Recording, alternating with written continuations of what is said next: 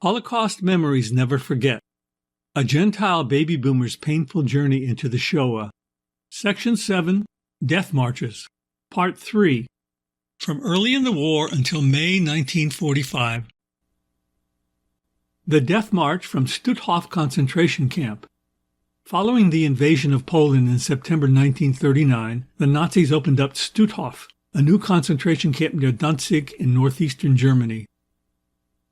In January 1945, with temperatures reaching minus 20 degrees Fahrenheit and Soviet troops continuing to drive further westward toward Berlin, Himmler ordered that Stutthof be evacuated.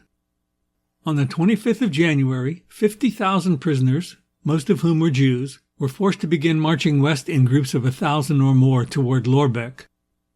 The first groups were cut off by the Soviets, and many were marched back to Stutthof, although some groups did reach evacuation sites. Around the same time, another 5,000 prisoners from the nearby subcamps were marched north to the Baltic Sea, forced into the water, then machine-gunned to death. After the Soviets had the entire camp surrounded, the Germans put groups of women on small boats or barges and shipped them across the Baltic Ocean, some of whom survived and ended up at Neuengamme concentration camp near Hamburg. Other prisoners were simply shot. Some historians have estimated that over 25,000 Stutthof prisoners died from starvation, fatigue, exposure, and execution during this period. Death March from Schleswig in Poland to Volary in Czechoslovakia. Please note that these towns were known to Germans as Sliwa and Volern. In October 1944, a large group of mostly Jewish women prisoners were transported from Auschwitz to Schleswig, or Sliwa, a subcamp of Gross Rosen, and were used as laborers digging anti-tank trenches. Their living conditions were horrendous. They were poorly fed and clothed, and were often beaten or flogged for minor offenses.